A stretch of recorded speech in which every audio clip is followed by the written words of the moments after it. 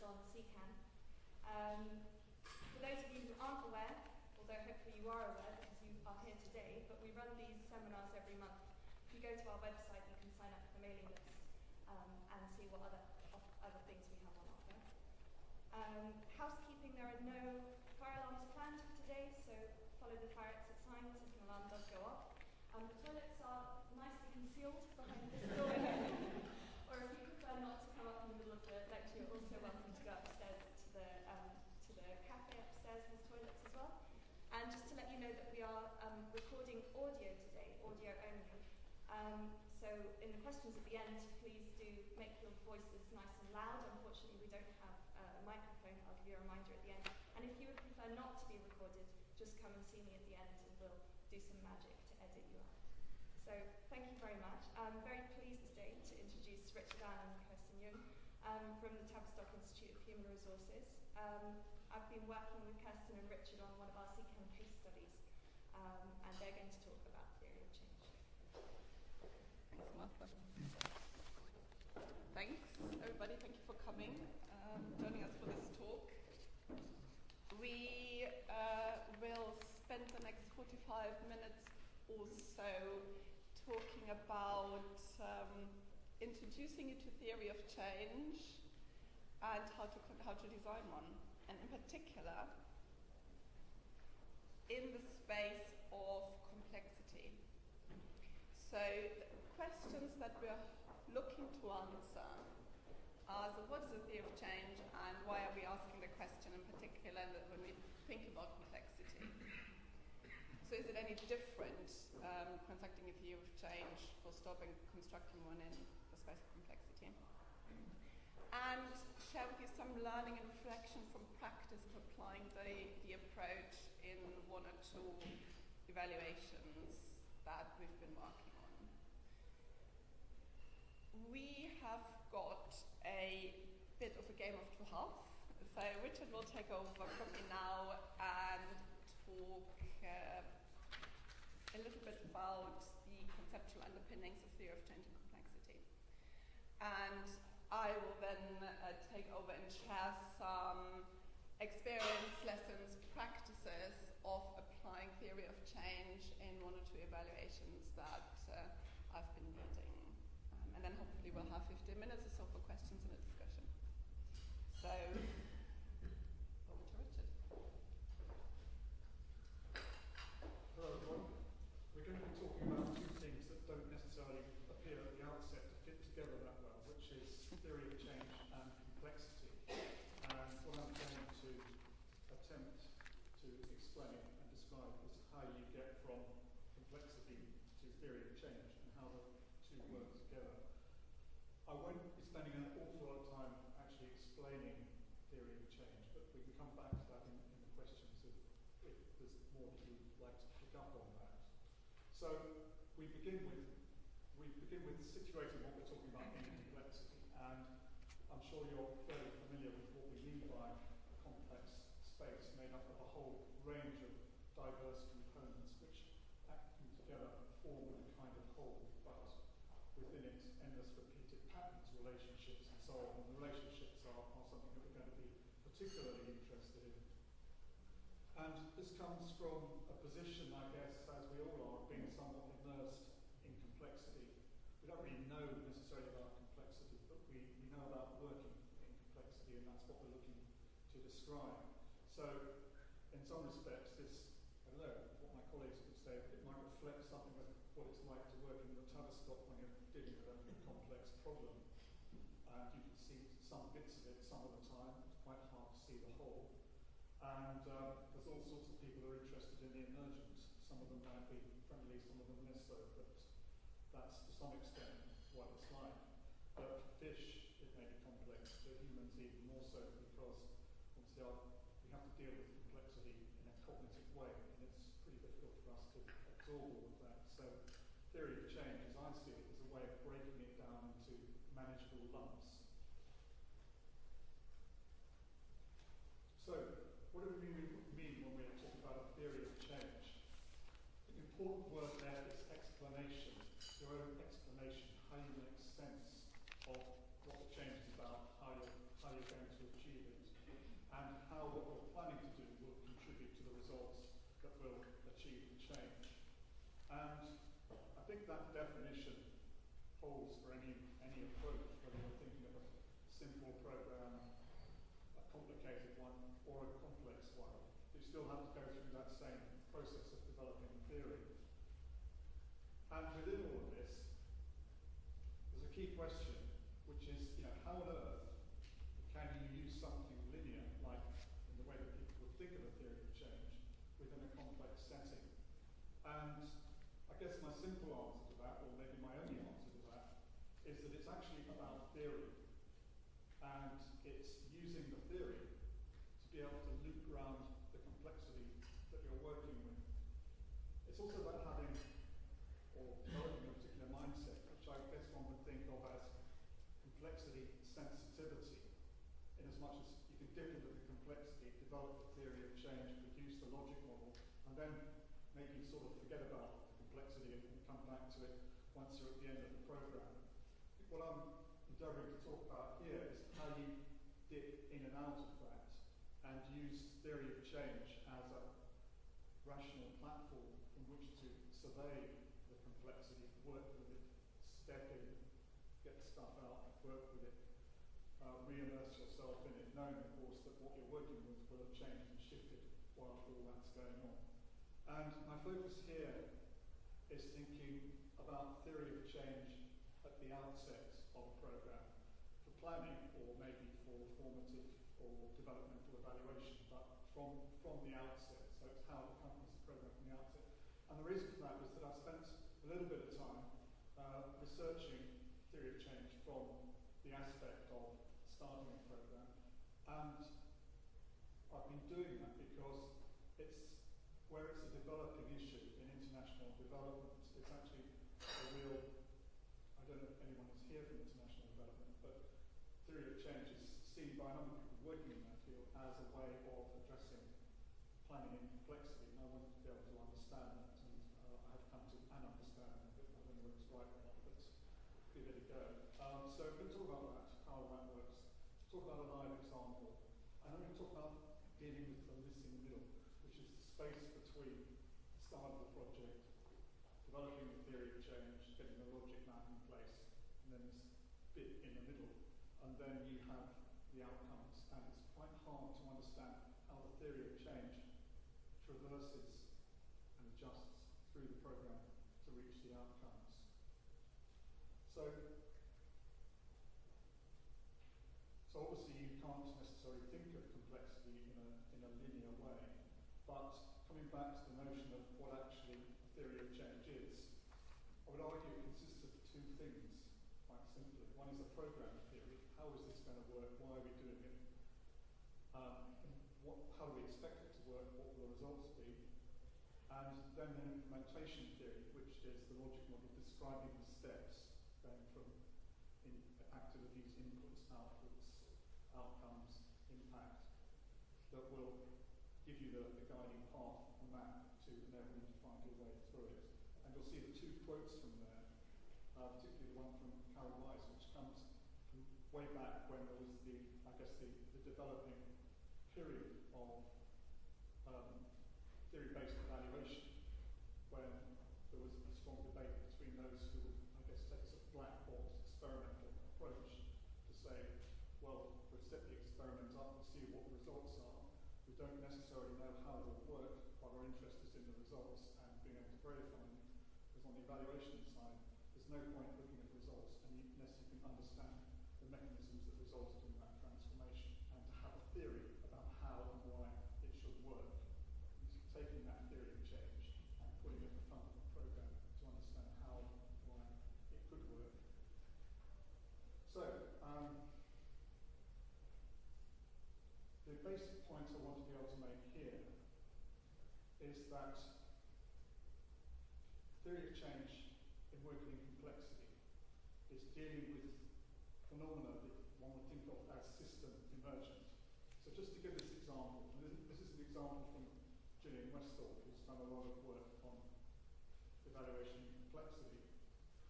She was looking at childhood attachments. Children will naturally attach as we all know. But there are all kinds of factors and events that can get in the way of that happening successfully. So you can say there is a complex open system that is to do with attachment, and in it are relationships, parents, children, childcare, culture, behaviours, any range of a number of things. And those things combine in a way to deliver attachment or to fail to deliver attachment. So if you're developing a theory of change around that, you would look at that whole system and say, which bits can we feasibly work with? Which relationships do we think of as significant here? How do we develop a theory around those relationships? How do we turn that into a program, recognizing that what you're dealing with is complex emergence? And one of the other things that Gillian Westthorpe usefully did was to introduce this idea of layering theories within all of that. So she would see a number of processes, a number of linked theories taking place. So if you're successful in the way that you're attached, that will enable you to make useful social judgments, and those useful social judgments will result in you having good relationships. And so you see a number of layers of theory where how one process developed feeds into the process above it and so on. And you can see from that the way in which one might want to have a number of micro or meso-level theories of change in working complexity, depending on which bits of that system you feel should be being addressed. And then having run the program on that basis, looking back and seeing how that has affected or not the overall system, how the system has changed whilst you've been doing all of that. So it's really here just to get across the idea that programs, I would argue, are dealing with what are in effect system emergent phenomena. Even if you're attempting to do something completely new, like perhaps development around environmental change and so on, which is obviously working with a system where you're endlessly dealing with what emerges from it. So that's the sort of basic argument that I want to put about this. And then to think about how theories of change work and how they actually function in doing this. And there's a number of things you need to do, I guess, that we would talk about in our work and working with people around theory of change. Firstly, get the knowledge, so a synthesis of how it's been working, what sort of theories are around, what sort of practices around in working with this emergent phenomenon, so you can better understand the system that you're looking at. Clearly, getting engaged with those who are within that system, part of it, influencing it. Thinking about contextual analysis. So what can change for whom, how, and why? Something that's quite frequent in international development is power analysis. If you're looking to strengthen civil society, then who are the power holders? What sort of relationships should you have with them? How much can you influence? How much are you able to influence them through the program? Getting stakeholders' ideas on change is also really useful. It's quite often, it's rarely the case that people will actually talk about what they mean by change. And IDS did an interesting piece of work on this, where they got together a bunch of people working with development and asked them, well, how do you think change works? And coming up with a number of theories about that, which are obviously going to have a big influence on how they behave in actually managing the business of change. So the people within the program, how they view change is going to be an essential ingredient and clearly part of the complex system that then becomes the program.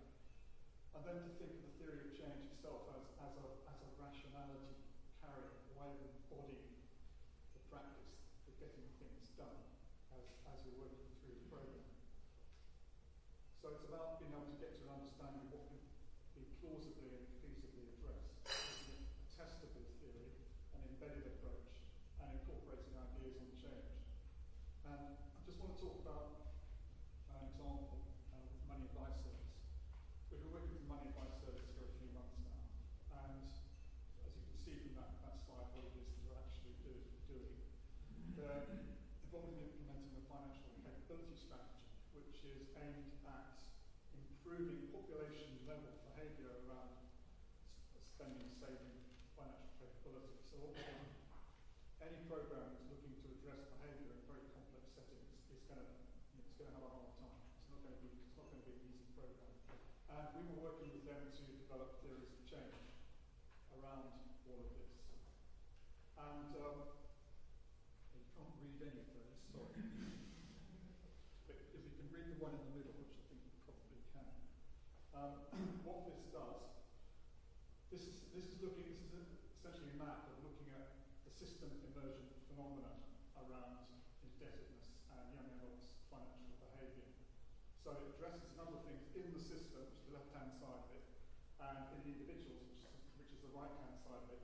And the circle in the centre defines the problem, which young adults have the lowest financial capability of all adults, and the smaller circles summarise the causes. So those are probably the ones to look at. So it's about having a theory of change that helps address all of that. So, and this is adapted from some work done in international development, particularly on that. So, strangely enough, we came up with a theory of change that actually looked like that, which is quite unusual for a theory of change. The way it emerges a butterfly, which is quite an interesting metaphor anyway for complexity. So, just to explain what this is about, we're dealing with two issues here. One was, how do you generate financial capability among young adults? The other issue is, what is the agency, the role of the Money Advice Service in all of this? Now, what the Money Advice Service can't do is get stuck in and develop programs around this, focused on a workable with section of the population around these issues. So it can develop general sort of theoretical theories of change about how this is done, but it needs to consider its own agency. And the organisation itself has been going through a bit of transformation and thinking about its role, and realised that its role is very much to do with knowledge provision, knowledge dissemination, knowledge development. When there's an issue they want to deal with, they run to the knowledge, because that's how they see themselves as working. And so what in effect we came up with around this was a theory of change about how they make the financial capability strategy work. And so they would work from the top right there with what works knowledge. And here they have been commissioned a number of 50 or 60 projects around the country which are to do with getting a better understanding of what works around financial capability. Then they would have a role in strategy coordination. And in coordinating strategy, they'd be thinking about the box next to that, which is the network. There is a large virtual network of people working in financial services, clearly, working in schools, working in education, working in employment, working in many places that have an interest or concern for or are affected by the financial capability of young adults. Some of those people are represented in the financial capability steering groups, which the Money Advice Service runs. So the idea here is that you take the knowledge you've developed, you engage with stakeholders through the steering group around who could be influenced to take these issues up in what way within the network. Use those contacts within the steering group to generate interest in the network. Through the network, develop some more what works type projects to get a better piece of knowledge around how to engage with young adults. Use what comes from that to look for ways of influencing policy, practice, maybe even legislation around what can be done to make a longer term, a more permanent adjustment to the way in which we work with young adults around financial capability. That in turn produces more knowledge about how that works. And so it's a continuous cycle of events, and that's how we set up that theory of change. But we also thought about how to turn that into something which is a MISO, a low-level theory of change. And here we've actually, I think you can probably read all of that.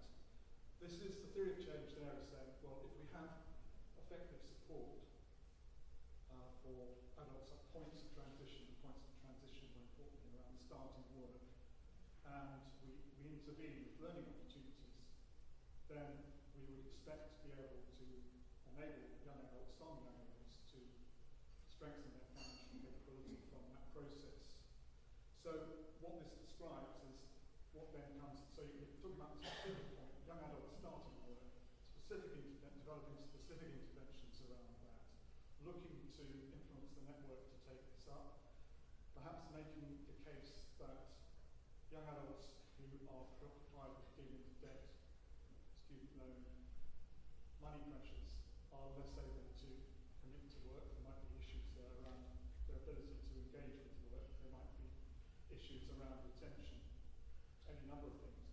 And to start introducing that as a welfare aspect of what needs to be part of the workplace. So turning it into workplace standards, workplace practice, which is then reached the point of influence and thinking how the CRPD or organisations concerned with human relations at work can begin to take that up as an issue, along with health issues or stress issues that are likely to affect how young people do work. So that's the basic idea of how we expect that theory of change to operate.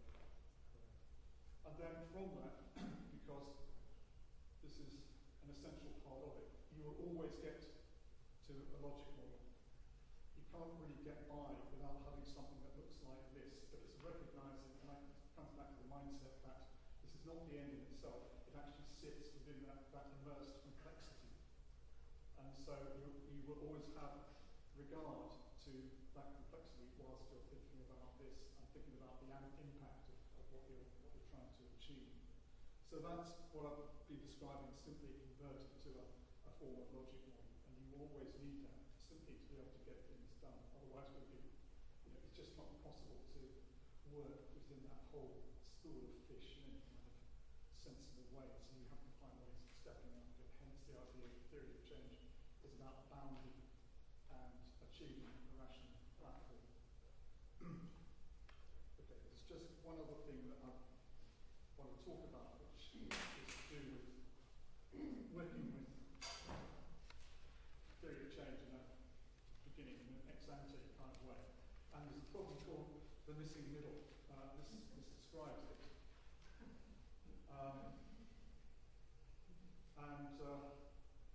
Here it's actually been defined by Volvo. It's an issue that's come up in international development. It's a wonderful project. We've got this superb theory of change. We've got this marvellous looking logic map, but we know it can only stretch to what is a fairly low horizon. And we have to think about constantly the relationship between what we're doing, the impact, what needs to be developed to continue with the project, how we maintain the theory of change. And you can see this cycle working its way in your mind through the program, but you can only really talk about it sensibly up to a certain point and up to the achievement of certain things, even though they all sit within the theory of change and what we're trying to achieve. And so I'm not saying that we have any answers or the answer to this, but for working in complexity around theory of change and program management, solving the missing middle problem is actually quite important. Otherwise, you become slavishly devoted to your logic model and ignore what's happening in the real world. And you need both, really. So, how do you do that? I've got a couple of suggestions for how you do that. Something that we're doing on one project is quite a complex multi-stakeholder project, is creating transition points. So to say, and each transition point is a changed state.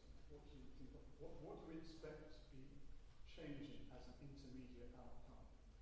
If people are going to be engaged in this project in this way, what would we expect to see some way into it? Now, it's not exactly a time thing. You can't sort of time your transition points. But it's at a point where you recognise the programme as having accumulated a good amount of change, if you like. There are some definite change states in the key factors within the programme. And just trying to give us a rough example here, which is sort of international development type example, which right at the outset, you might, if you're working around, say, civil society development, then at the outset you have poor representation representation. People voted in government. It's not doing any of the things that they were expecting from it. Resources promised have not arrived. People are underrepresented. Issues unrecognised. And between the initial transition point and the first one, things happen. You could have quite a good logic map that carries you across that. At the next point, then you're beginning to see some development and change, impact on individuals, that they're developing their advocacy skills and so on, right down the chain until you're moving towards what you feel is quite a good program. But you can't anticipate at transition point 0 what the logic model is going to look like at transition point 3. Well, you can try, but how much good it will do is hard to say. And so it's about having a process that enables you to develop all of those aspects of the evaluation and program as you move through it, so that as you move through it, then all of them will begin to look like the space between 0 and 1. And it's trying to envision the program stretching towards that horizon. And one of the ways in which you can think about this, I won't talk at length about this, but do people here know about realist evaluation? Just say the word realist evaluation, you know what I'm talking about. Okay, that's probably enough to get to nodding anyway for the meantime.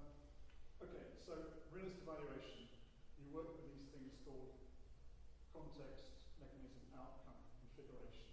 And just to give you an example, this comes from Pawson, who's one of the developers of realist evaluation. He was investigating, obviously, looking at crime reduction on housing estates. How is that achieved? Put in CCTV cameras. Has a number of results. One of which is that young, and also to reduce young people rowdiness, etc. on the estates. What do the young people do? Get in front of the cameras and perform. What are the people who might be thinking about removing property from people's houses to go and find another way of doing it? So it's quite hard to see necessarily what the benefit might be from actually introducing the CCTVs. But the interesting thing about that is context, which is introducing the CCTVs. You've got the mechanism, i.e. people's response to it, people performing in front of it. You've got the outcomes from all of that, which is people change their behaviour, but not necessarily in a way that you predict. And they change in ways that are very individual. And so, by the time you've got those outcomes, you've actually got a new context. And that's the thing that you have to work with. And you can continue to work with that, your theory of change around how to reduce crime, make the place feel safer. But you're going to be doing different things as a result of that. And you couldn't necessarily have anticipated those micro outcomes at the point that you began with the theory of change. Because as Pawson says, all programs are theories. And it makes sense to approach them in that kind of way. So what one can think of here then is having a number of context, mechanism, outcome, configuration chains. So where the outcome of one becomes the context of the next, and so on. And it makes sense to reflect, investigate, and accumulate evidence around each one of those as they develop in order to figure out exactly what the next stage in that process looks like. Meanwhile, all bounded within the theory of change and the general purpose of what you're looking to achieve. I was going to talk about one more, but I don't really want to take any more. So what do you think, Chris? Yeah. Okay.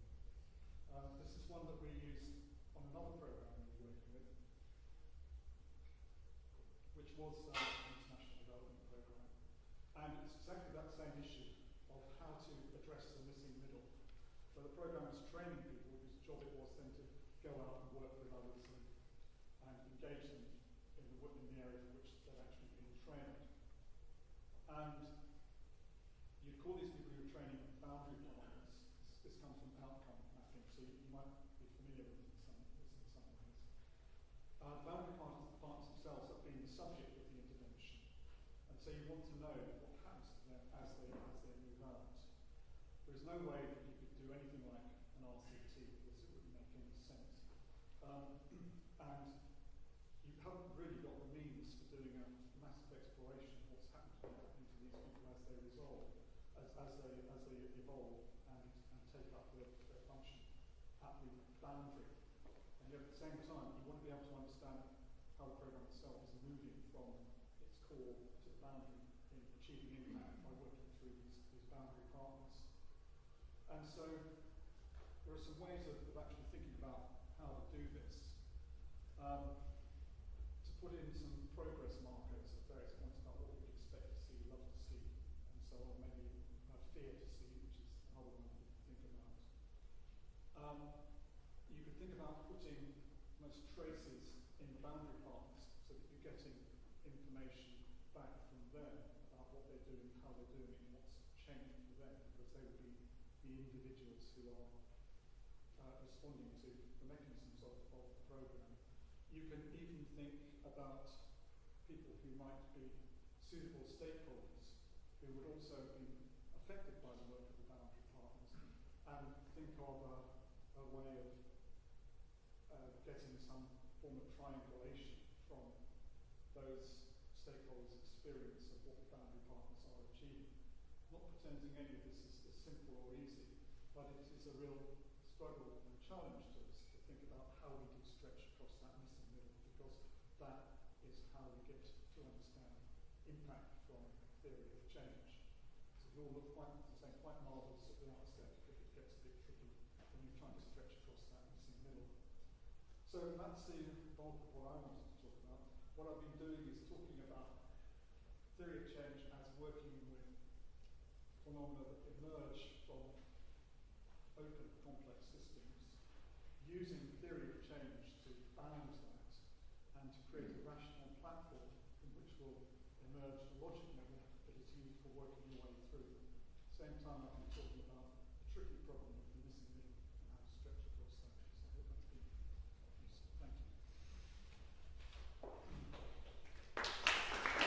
Thank you.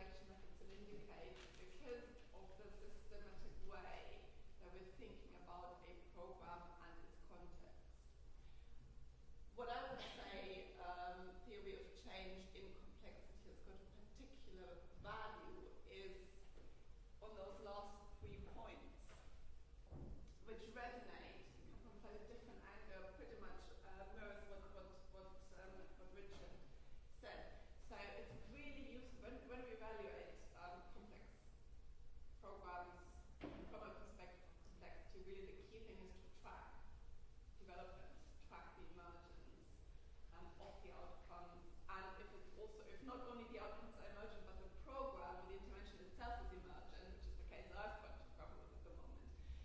actually to have a tool, a technique to capture what changes, to present it in a hopefully easier to understand way. It becomes actually part of the evidence base. Because when we're judging to extent, some would argue the program against perhaps not the initial baseline, but how the program has developed over time. So it becomes really important and dated part of the evaluation. And in doing that, we can explore looking at the phenomena that we're investigating, the contribution that the activities have made to results, especially because we can track. And I would say that's my Telstra way of thinking about it. A theory of change, especially when accompanied with an image, and I'll show you some images, can have an incredibly containing functions to those actors who are actually involved in implementing it. If you are operating in a space of complexity and to a large degree of not knowing what might happen, how outcomes will be produced, what outcomes might be produced where, to actually have at particular points an image to say, okay, that's what we think we're doing, let's see whether that's what turns out in reality, can be quite helpful to release creativity and activity, not get too overwhelmed by complexity. So, here are some techniques that we've used about how to actually not feel too overwhelmed, my colleague here, by all that complexity, and because it can be quite daunting if we really immerse ourselves in a complexity way of thinking. Simplicity, breaking things down, iterating, I'm not going to show the phasing, and participation are techniques and tools that work really well. So do we need a complex theory of change to work with best complexity? Richard has partly answered it already. I think the images that Richard presented were not necessarily particularly complex. They contained a lot of complexity, but the images themselves weren't particularly full of errors and boxes and things. So does it need to look like that when we're dealing with a complex program, or can we get away with something linear? My argument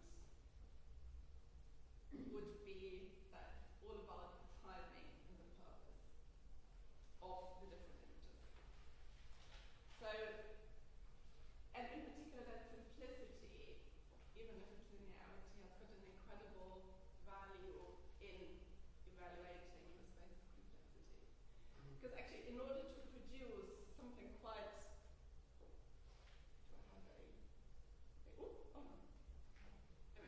to produce something which is quite linear on an intervention which can read and look quite messy, actually requires quite a lot of analytical power. And through that analytical process, what emerges is a focus on possibly the current essence of the program that we might look at and how things are going to come about, how changes are going to come about. What we also end up with is a good enough for the moment image of the change process, the change journey of an intervention. So a good enough image which reflects a multitude of perspectives and is a model. You know, that's fundamentally what these things are. These theory of change diagrams, they can represent reality in its entirety. What we're creating a model of an intervention. We can use to communicate with the outside world. We can take to key stakeholders, and we can use to shape evaluation. We're somehow able to temporarily relieve ourselves of the worry of not knowing. And in my experience, often in complex interventions, often designed by expert systems, the not knowing becomes a big thing, and I'll talk about that a little bit later, which we need to work with. So by including stakeholders representing an image, we kind of have got an artifact which can work with and grapple with from the perspective of our expertise.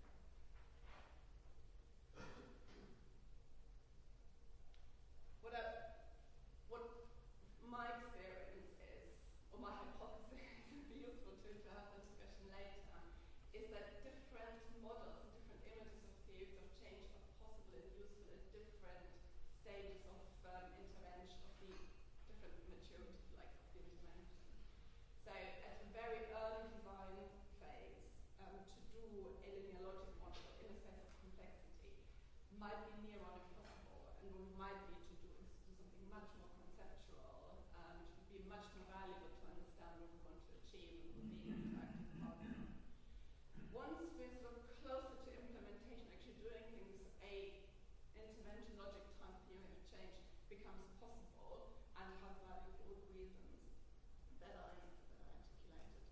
So let me just give you an example of where we're working with exactly that. So one perhaps of the most difficult evaluation challenges that I've faced since I've been starting to work in this area about 15 years ago is this project. This is the Horizon 2020, which is the large European Union research and development program.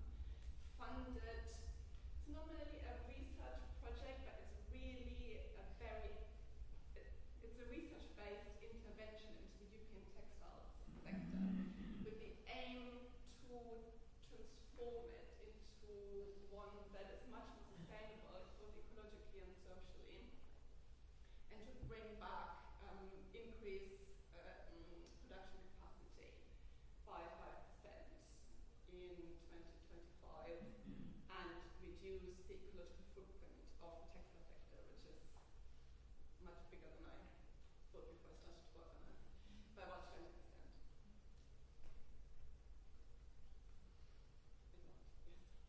So this is perhaps comparable to some of the models that Richard has shown. So that's the change model that was in the proposal. The detail in some ways will be meaningless and not important, but basically what it shows is the different components of the project and how those designing it are assuming they will interact and link together to produce the change that's wanted. An iteration of this diagram, which I won't show you, is that it plays on and works on the system dimension by nesting this model in 2 or 3 other versions of this model. So you've got almost like a wedding cake or pyramid type structure to show the systemic nature of the program, because this is a program that's been actively designed to work with ideas of complexity and ecosystems thinking. So that was the overarching change model that's expressed in the proposal, which is necessarily very high level. We are the evaluation partners in this program, with the task of coming up with an evaluation design which incorporates and works with the very active ideas of ecosystems thinking, complexity, and large-scale change that the program is designed around. So what did we do? We did this. We did a very boring, you might say. A colleague asked, where's the complexity in that? Quite rightly when we spoke about this at the Institute lately. Logic model. And why did we do it? We did it because as evaluators we needed something to make sense of the plethora of activities and the phasing that was going on. And that was an image that we recognized that we could work with that would help us create the implementation logic of the program in a way that we could then start to think about, well, what are our evaluation questions actually? How are some of those high-level impacts going to be achieved? What are sort of the steps in between? And we purposefully chose to almost at this point exclude some of the kind of complexity and the systems from that, because we needed that model to think through our evaluation approach and measurement system. So there's a purpose. So that's not in my experience. The purpose of both for a plethora of images simply because something is complex doesn't mean you cannot do this, and this would be useful. Now the other 2 points that are linked to this actually is that the next iteration, is going to look quite different. So the program has been, so we did that, an improved version of that 1.5 1 year ago. In the meantime, we've been tracking, because the program has been emerging and developing since it was created and shaking up and really bedding down. We've been tracking that with a number of research methods. So in my mind, the next iteration of this is going to look probably quite different, to bring in much more the dynamism and the changes that have been made to the program, and to be a much truer reflection of what is now a tighter, perhaps a practical articulation of the implementation theory.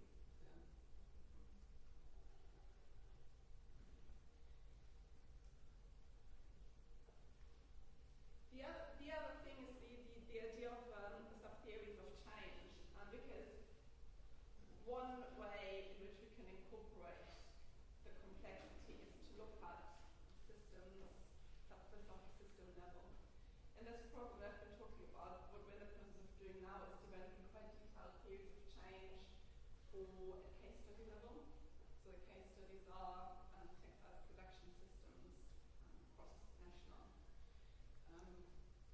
in order to bring in aspects that Richard talked about. So not at the moment talking about transition points, but phasing. It's quite clear that the program evolves in phases, and each phase, particular results are being achieved that will influence how the next phase is going to develop. That's much more graspable. This is the point at the end, much more manageable at a case study level, and then this will feed back in. I don't have much time, so this is one example that Mengs is about this sort of theory of change working. Iteration, I've talked about the importance of feeding, basically, as outcomes emerge, and if you're working with, if part of the complexity is an emergent program, is in itself, we need to iterate our theory of change and to align it with current knowledge and changing hypotheses and activities about how actors are looking at change. And yes, the evaluation of the way CECAN could be seen as one example of that. Also, we had just started off with a logic model, and at the moment it looks much more like this, which is working with, we've got them sitting here, they might be able to speak to it, but much more working with the emergent knowledge and activities of the system. So the images are different.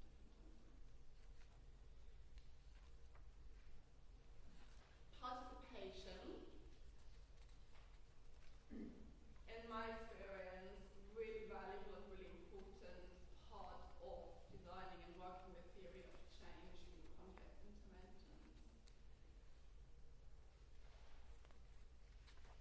For those three reasons, it helps us really understand, work with people's knowledge, be that local, be that sectoral, to understand their perspectives on plausible change and possible changes, and also unanticipated changes that might be achieved.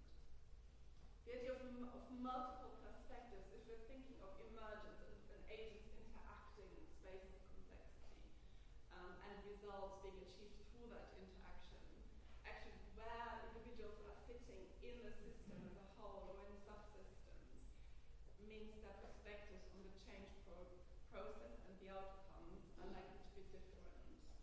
And we need to work and bring in those perspectives, and also, and that's my sense making of it, because fundamentally also the butterfly, we might not necessarily know what exactly the outcomes that we're looking to achieve are, but to actually not reduce and deny some of the perspectives is much more important in complexity than perhaps in other interventions. Okay, I'm running out of time. So I'm just going to say two things about the social, because socially working, evaluating complex interventions is also very, very challenging, I'm finding, as an evaluator myself.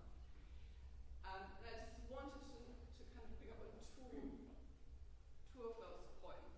So staying at the boundary. So my experience of this particular program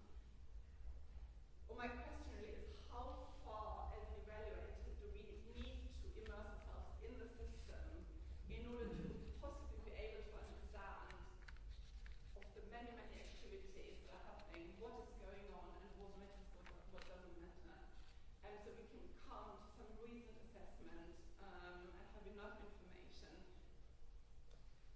to justify our interpretation of the data that we're collecting. And how much do we actually need to step out of the system in order to be able to spot the patterns that are emerging, which is what we're working with in complexity. We're looking to find the patterns and where they're possibly replicated. So, and how far is too far out? So we no longer understand what's happening and why things are happening and how are people interacting. So to find that balance, to be just enough inside to get to have an understanding and just to be outside and to be able to look at and kind of see the patterns and help spot them and feed them back into the system so that actors can understand them is quite tricky, and inevitably I think sometimes we're too far in, sometimes we're too far out, so it's kind of something to be continuously mindful of. And the value of conversation is the second learning point. Both for those who develop and design and implement an intervention drawing on complexity principles, because it's also impossible to make sense of a sensible intervention, how to do it in one's own space, one needs the interaction. But also as evaluators, so the evaluators need interactions and conversations amongst themselves in order to understand and hypothesize what's going on. But also we need the interactions and conversations with the system and with the people who are we evaluating in order to jointly sense make. So participation in evaluation from a complexity perspective is arguably much more important than in other evaluations. Over time, sorry. Thank you very much.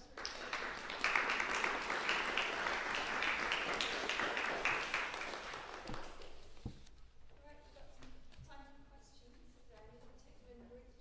Anyone else can ask and one in particular together. Ulrike Rodop, I'm an independent economist. I have two questions. One is around how to use other theories to feed into the theory of change. So that would involve, as an economist, I would come up with economic theories, but it could also involve things like epidemiology, etc. That will be important for some of these systems. And another question is, Catherine, you talked about the find this simplicity and find a particular linear logic model. How do you avoid that step doesn't get hijacked by policymakers or anybody else who's got a particular agenda? Thank you. Adam Starr on the book of the Art of Business. You sort of touched on it a little bit beforehand. I was wondering if you could elaborate a bit further on the difference between a theory of change and a logic model. Often these terms, theory of change, logic model, theoretical framework, policy mapping, they often mean, people often use them to mean the same thing. Maybe just go a little bit more into the difference between those two.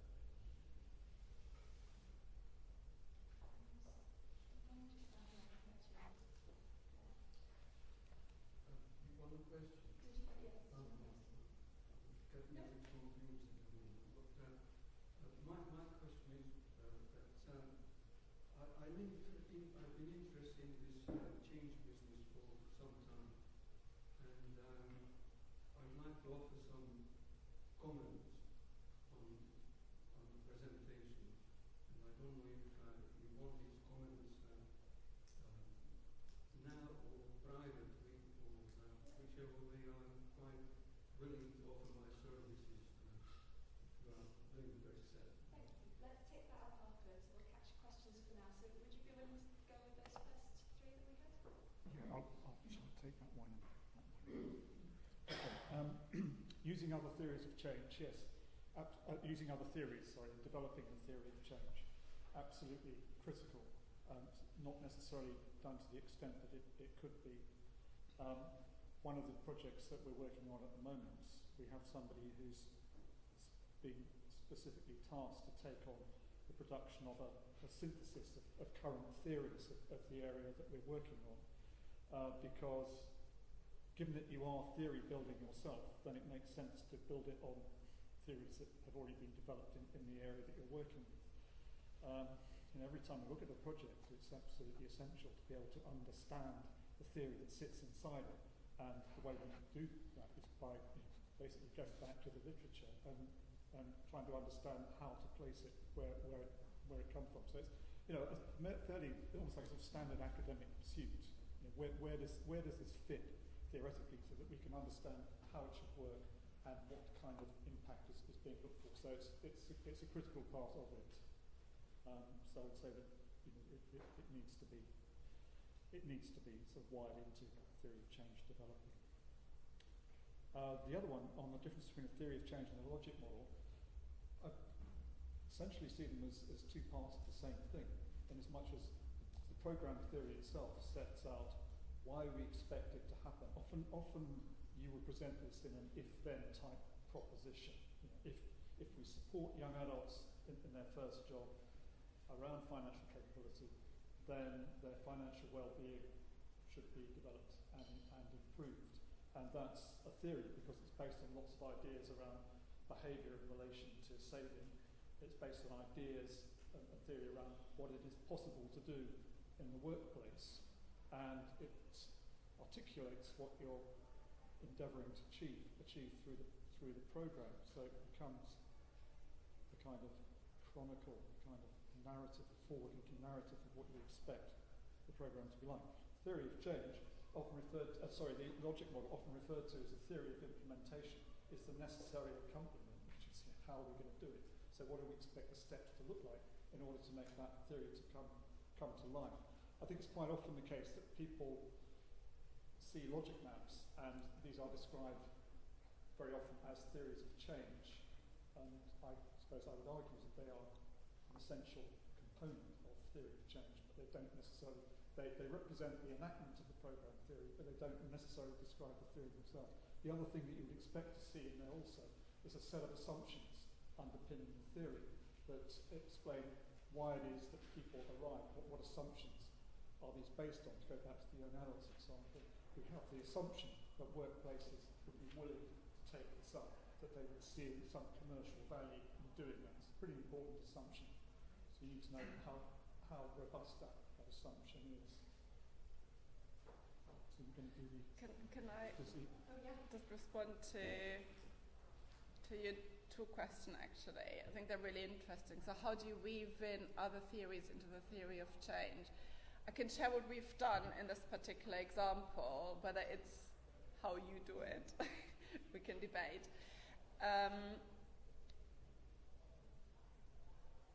What's really helped us work with come up with an evaluation design for this particular change program is to delve quite deeply and extract the theoretical foundations on which the program was based. So ideas of ecosystem theories, design ideas were mentioned. Complexity was implicit. So our task as evaluators to make sense of the program was to surface the complexity nature in our sense making of the program. And the third pillar was sort of the more practical, large-scale change approach. So what we did is we surfaced those theoretical foundations of the program and thought through, drawing on the literature, what they mean for evaluation, and then fed, to an extent, those theoretical perspectives into the theory of change narrative. And that, to an extent, reflected in the simple logic model, because it works with, it brings in some of the phasing of the program. Probably wasn't visible. And crucially, we used those theoretical foundations to construct the measurement system. So we've got quite a multidimensional indicator system, which we're fleshing out further through the case study, which draws on authors and current academic thinking about how to work and implement and evaluate ecosystems in complexity. So it's a sort of it's a bit of a puzzle, and it'll come through the iterations, so the implementation of the theory of change, and the iterations of the model. okay. Don't want to start your question, but I would like to get a few more questions. How do you avoid this being hijacked? It's a very good question.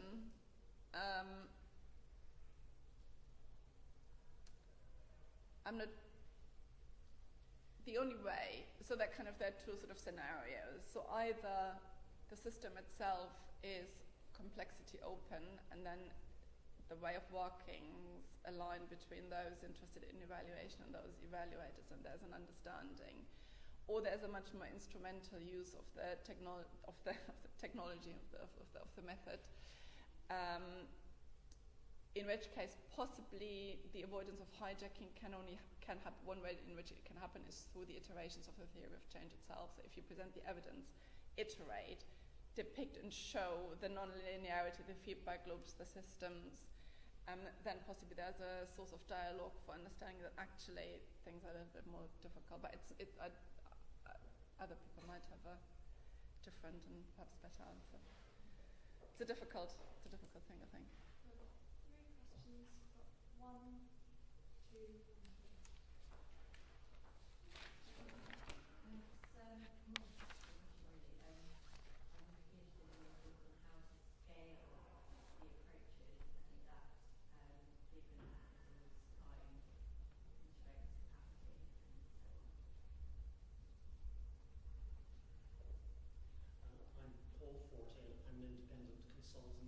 Totally non-complex field of health and social care planning. I've got two if I may.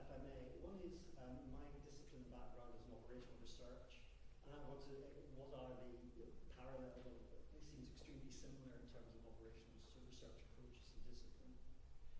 And the second thing is about some exquisite attention, perhaps, in your process of evaluation. Because on one hand, you want the system or projects to adapt and develop as different things emerge and you find exactly the feeling you get to. But the other issue then is about at what point how do you square that your evaluation process with where you start, because you're going to be changing the differences of changing the parameters and the feedback you're getting, and you'll start measuring new things in the process. Where's your benchmark and back to difficulties there? Rick Davies. Just 2 comments about what I've heard today and previously about theories of change.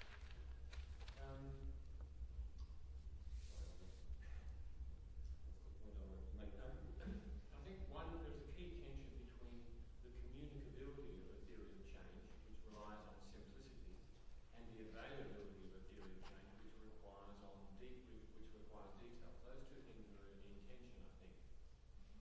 And I think one way around that is finding appropriate ways of magnifying parts of theories of change so that you selectively provide detail when and when necessary.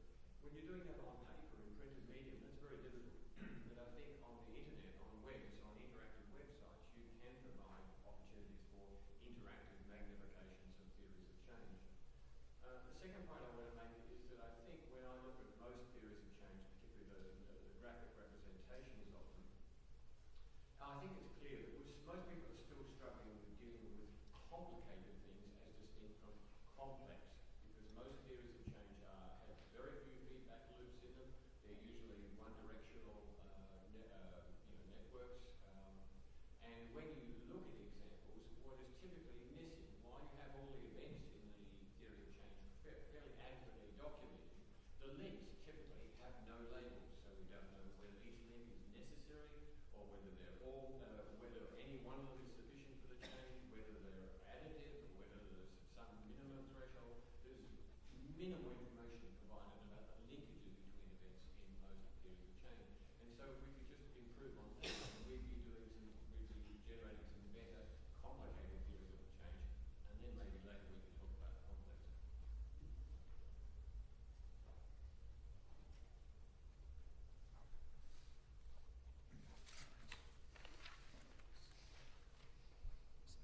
Do you want to start off or Richard?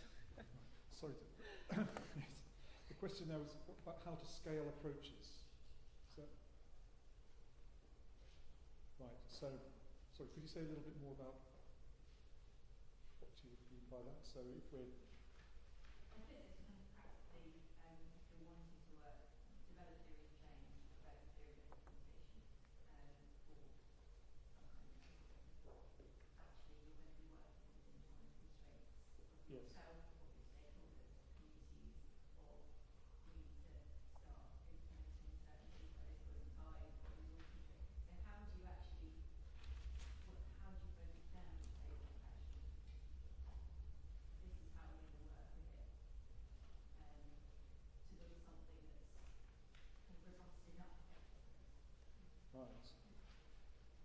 So you talk about getting to that point where you think, I have a theory of change that we can actually run with.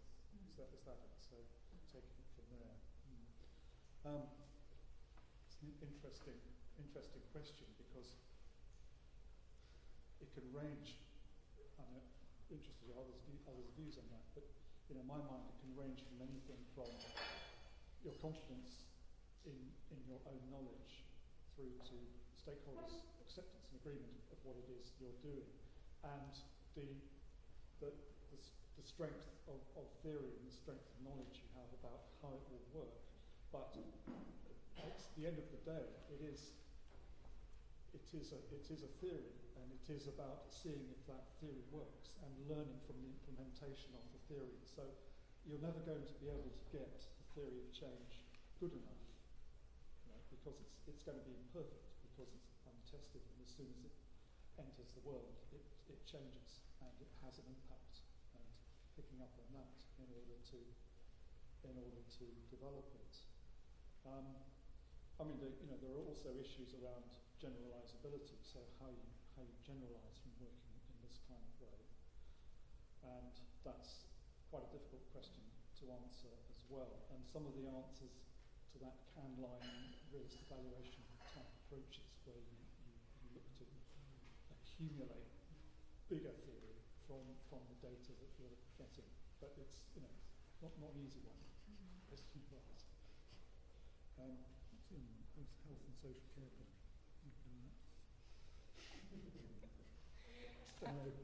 I think it's an interesting question. I can kind of see it. So I don't know enough about operational research to answer your question. You probably have got hypotheses which you could share or more. So I don't think I'm particularly well qualified to respond to that.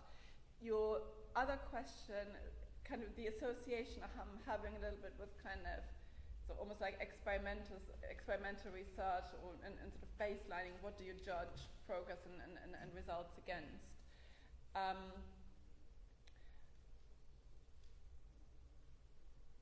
So one part of the answer is, I think it possibly depends on the nature of the emergence in the program. So the one that I'm working with is in some ways emergent at all fronts. So it's emergent in terms of content and in terms of how it shapes up. And from a complexity perspective, you need to assume that a degree of the outcomes that are being produced will be emergent and will show themselves as the activities are being implemented much more specifically than could be anticipated. Because we're working with this dual emergence,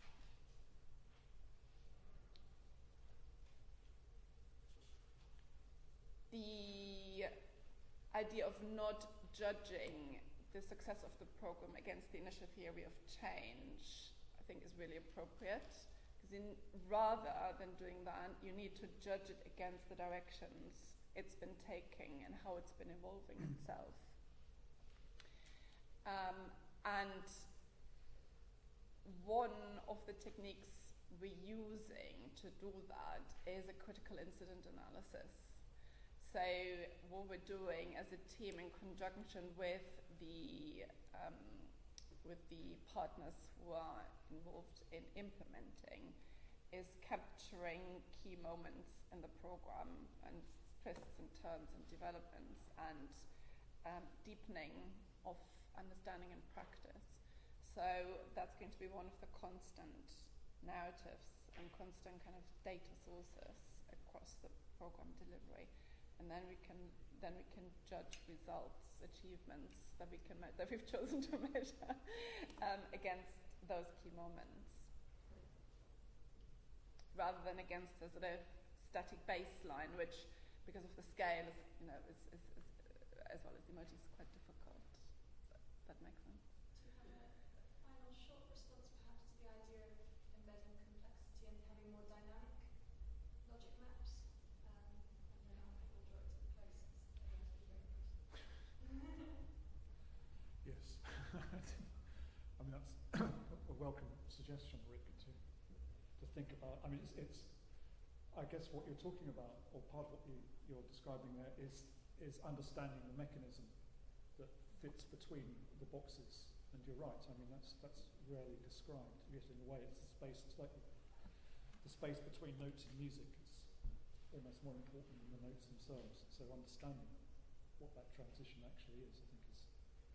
I think that, if I may just respond, I think it's about finding an appropriate level of magnification about what's going on between the events and the theories of change, because there's limits to what can be communicated at any one point in time and what can be evaluated at any one point in time. So you wouldn't want to be really diving into great detail. You just need to be providing through some dynamic interface an opportunity for people to see the next level of detail down. My association work, the techniques that are being developed as part of CECAN, of process tracing and contribution analysis, which seem to be looking towards achieving some of the ideas that I thought you had mentioned, so looking at the strength of the evidence and maybe reflecting those in maths. Could I ask a very quick follow-up to that? It's very short. Please. Promise. But yeah, just a very practical question. You've shown some very pretty logic maps there, and is there any particular templates or software that you recommend for generating them, which might say, because it's obviously quite intensive activity, so simply you can make it practically. Don't know if you have anything you recommend. I know myself and colleagues have looked. I have not found anything. Downey, do you? Theoryofchange.org, which is a centre in America, has produced some software called TOCO. I've looked at it, a few people have looked at it. I don't find it very useful to use user-friendly personally, but it does allow for that magnification that Rick was talking about, sort of going deeper into it. And in fact, at the evaluation conference last week, I think in Rick's session we had a very quick discussion. There were a few suggestions that were thrown out, so we'll try and get those up on a blog on the CECAN website and let you know about those. I can't vouch for them, but there are at least some suggestions. We've run 10 minutes over, that's my fault. I apologise. Thank you so much for your patience and for being here, and thank you very much.